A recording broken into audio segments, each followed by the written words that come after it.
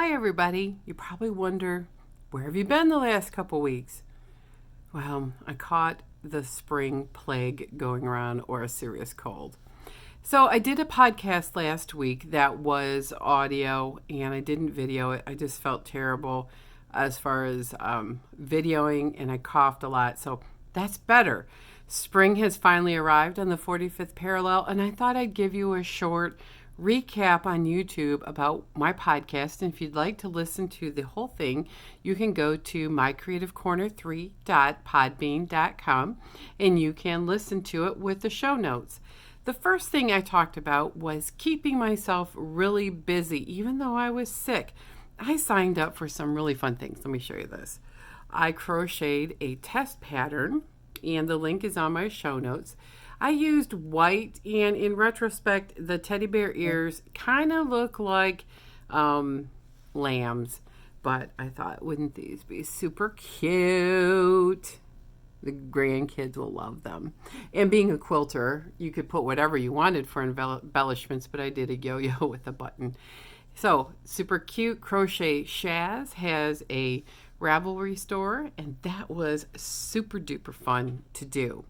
Highland Games was on Memorial Day weekend, and it happened to be my birthday. I happened to be really sick, and I felt 110 years old because I was so sick. And then I didn't realize I was sick until we got home, and it just like hung on and on. But I bought some really gorgeous things, and one of them was this super cute Highland cow. It is a tea towel. I go to a lot of Celtic festivals, and I have bought tea towels. I've got Christmas Scotty tea towels. I've got this. I've Grove Collective, where I buy my soaps and stuff. They sent me a tea towel. My friend sent me a tea towel that says to quilt is human, to finish divine. I love that so much. I've got myself a collection of tea towels going, and I saw a set of 4 at Delphine's Quilt Shop of a modern animals that were used in a Christmas quilt. So anyway, why? I don't know. I love tea towels. I have bought it by the yard and was going to put a tatted edge on it, and it's all done except for sewing the tatted edge on. So tea towels are fun because if you tat, it's the perfect place to put those little bits of lace, and it's a great thing to decorate your kitchen with. And it can be quite modern, like that Highland cow. I don't know that I would add tatted lace to it, but you could and still make it look modern. The other thing is I started on a pineapple quilt along. Did you know that there's Pineapple Day? Fat Quarter Shop started Pineapple Quilt Along on the 7th, and on the 27th is Pineapple Day, and they're going to have all the people who are doing the sew along post. Oh my goodness, 6.5 inch block. This is Tula Pink's Zuma solid color, and I also am doing a 12.5 inch block. They have this fantastic pre-printed foundation paper pieced pattern. And this one is only partially done, but I'm adding some of my Tula Pink scraps with the solids that go with her line. And they're really, really fun. Now, the 12.5 inch block, I've not done 12.5 inch blocks foundation paper pieced before. And I had to watch the tutorial when it came out. I got the pineapple pad, and they're cool. They're tear-off tablets, all pre-printed, because if you're like me, my printer won't work. It sucks up ink, and it's horrible. So anyway, that has a few tricks. I've never done a method where you fold back on the sewing lines, and you can see right here where I folded it. Well, it's big enough you can fold it back, use a tool to trim your seam allowance, then you can pin. I've always done it where you just held it up to the light because the blocks were little. So that is my current work in progress. Then I went and did a little chat about how to save money when you take a quilt to your long arm for Delphine's Quilt Shop Hop. Boy, that was a tongue twister. And while I was there, she goes, Vicki, would you sew me a shop sample? This is Violet Crafts Raffia Weave Quilt. Looks super cool. And it's got the best fabric. Betty's Luncheonette. I'm sure that's the name of it. Yeah, Betty's Luncheonette. It is a jelly roll and this linen gray for the background. Looks super easy. I'm going to start knocking that out of the park when I get the pineapples all caught up. The last thing I talked about was this pressing mat.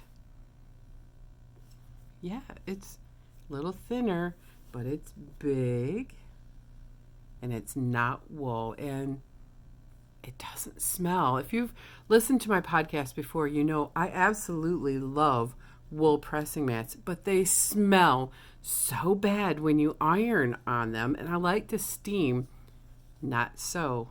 So you can go to haloinspired.com and you can order a felted pressing mat. A little thinner, so you can't just throw it on your table and iron. But this is a great product, and I would say if you're like me and you don't like the smell of wool, or you have the lanolin makes you itch, try the alpaca mat. It's a great, great product, and it's pretty affordable. It's equivalent to spending the money for a wool pressing mat, and I think wool makes the difference, especially for like this foundation paper piecing. Oh my gosh, I really, really like it. So I just wanted to let you know I'm still around, still doing podcasts weekly. Took a week off when I had the plague, and now I'm back. I'll be doing another long version of the video next week for the podcast. And I think now, I want to say spring finally arrived on the 45th parallel. And we've got our first mowing of the lawn done. Oh my gosh, I felt like we finally arrived to warm weather. My hostas all came up. They're always the last thing to pop up in the garden. And I've set up my fairy garden, but I went to Aldi yesterday. Oh my, I got to show you, because as soon as I'm done with this, I'm going out in the garden and setting this up.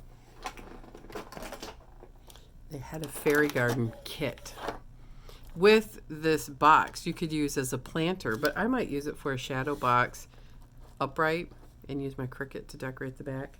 It's got a little fence, it's got little pebbles, it's got a little, so cute, a little tiny bench and an archway, a bridge, watering can, and here is the little fairy.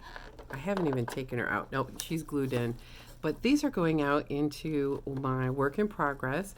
I have 4 raised flower beds that I've set up to look like the Shire. And I thought this would look great in the one where I have white metal to look more like Rivendell and the Elf Village. And I think this will be perfect. So everybody have a fantastic week. I'll see you next week for the long podcast. And don't forget to check out Halo Inspired's alpaca felted pressing mat. You will love it. And they don't smell. Take care and quilt on, everyone.